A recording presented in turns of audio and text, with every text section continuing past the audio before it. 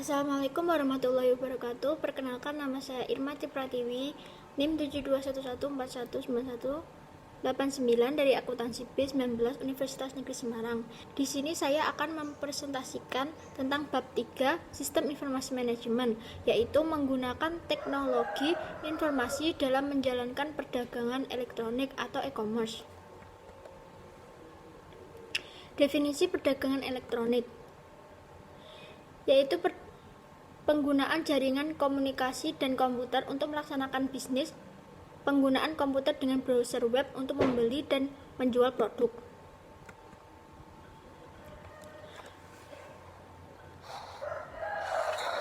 Pertukaran data atau business to business akan mendukung berjalannya e-commerce dengan baik.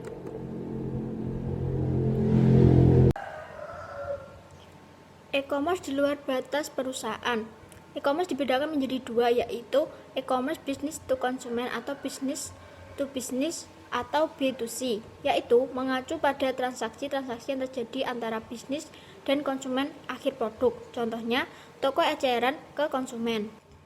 Yang kedua adalah e-commerce business to business atau B2B, mengacu pada transaksi antar bisnis di mana tidak ada konsumen akhir. Contohnya, distributor ke toko eceran dan toko eceran ke konsumen. Perbedaan e-commerce B2B dengan B2C. Transaksi B2B melibatkan jumlah orang yang relatif sedikit. Jumlah transaksi B2B dapat relatif kecil, tapi dengan nilai yang cukup tinggi. Orang-orang yang terlibat B2B biasanya sangat terlatih dan dalam penggunaan sistem informasi.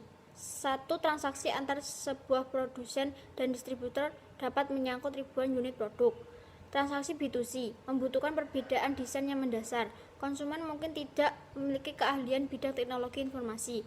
Jika berkomunikasi melalui koneksi telepon lambat, jumlah gambar yang ditampilkan perlu dikurangi. Banyak situs web yang dirancang dengan baik untuk transaksi B2C. Berikut merupakan manfaat-manfaat dan kendala dari e-commerce. Manfaatnya: perbaikan layanan pelanggan sebelum, selama, dan setelah penjualan. Perbaikan hubungan dengan pemasok dan komunikasi keuangan. Peningkatan imbal balik ekonomis atas pemegang saham dan investasi pemilik.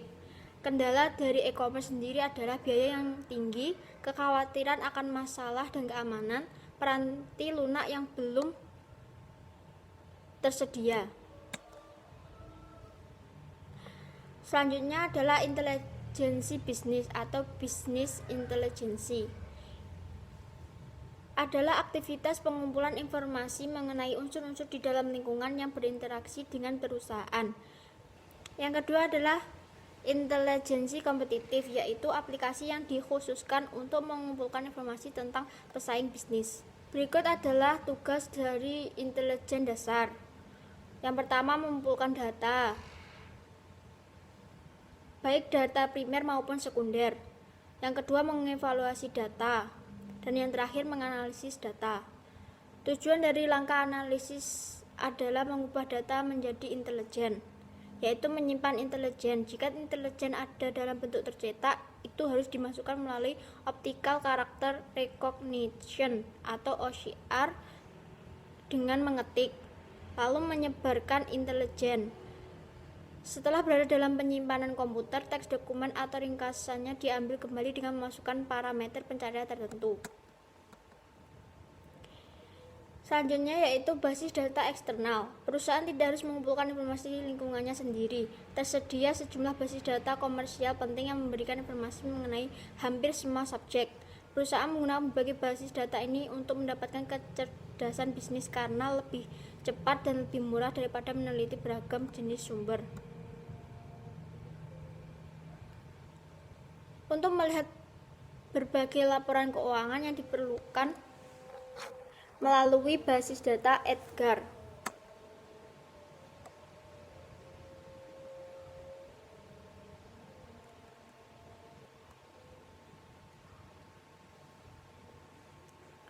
Selanjutnya yaitu mesin pencari. Definisinya: suatu program komputer khusus yang menanyakan satu kata atau kelompok kata kepada pengguna untuk dicari. Contohnya Yahoo, Google, dan lain sebagainya. Berikut merupakan gambar dari mesin pencari tersebut.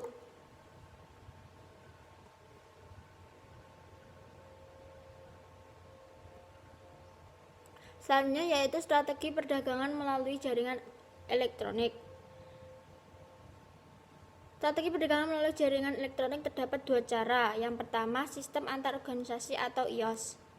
Manfaat IOS sendiri adalah efisiensi internal, efisiensi antar organisasi, keistimewaan produk yang unik, penurunan biaya yang berhubungan dengan pencarian, dan peningkatan biaya peralihan. Yang kedua yaitu pertukaran data elektronik atau EDI. Manfaat EDI yaitu mengurangi kesalahan, mengurangi biaya, meningkatkan efisiensi operasional, meningkatkan kemampuan bersaing, meningkatkan hubungan dengan mitra dagang, meningkatkan pelayanan pelanggan. Selanjutnya yaitu definisi extranet. Extranet adalah cara lain dari membuat IOS. Bagi perusahaan yang menginginkan biaya rendah dan memiliki kecepatan intern, extranet dapat menjadi solusi yang tepat. Extranet menggunakan internet untuk komunikasi dan browser standar web untuk navigasi situs dan bertukar data. Contoh dari extranet sendiri yaitu PGP atau Pretty Good Privacy yang sangat aman, mudah digunakan, dan tidak mahal. Pengaruh penerapan. Faktor-faktor yang mempengaruhi keputusan untuk menerapkan IOS. Yang pertama, tekanan kompetitif, kedua, penggunaan kekuasaan, yang ketiga, kebutuhan internal, dan yang terakhir, dukungan manajemen puncak. Berikut merupakan gambar dari pengaruh internal dan lingkungan pada penerapan IOS. Selanjutnya yaitu manfaat-manfaat langsung dan tidak langsung. Manfaat langsungnya mengurangi kesalahan entry data, menurunkan biaya, meningkatkan efisiensi operasional. Sedangkan dari manfaat tidak langsungnya meningkatkan kemampuan bersaing, memperbaiki hubungan dengan sekutu dagang, dan memperbaiki layanan pelanggan.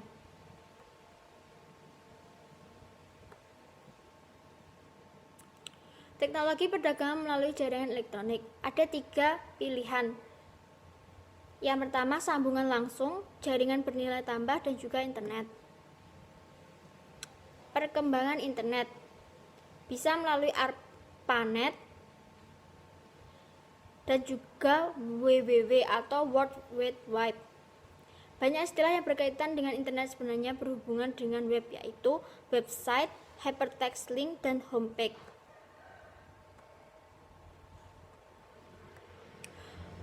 Suatu model internet ada Gopher, WISE atau Wide Area Information Server, dan Usenet.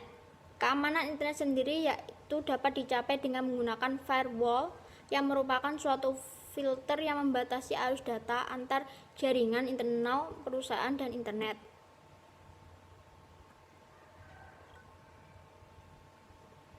Saran untuk penggunaan internet yang berhasil. Yang pertama, pastikan situs web itu dapat dikembangkan. Yang kedua, pastikan browser dan struktur database Anda fleksibel dan intuitif.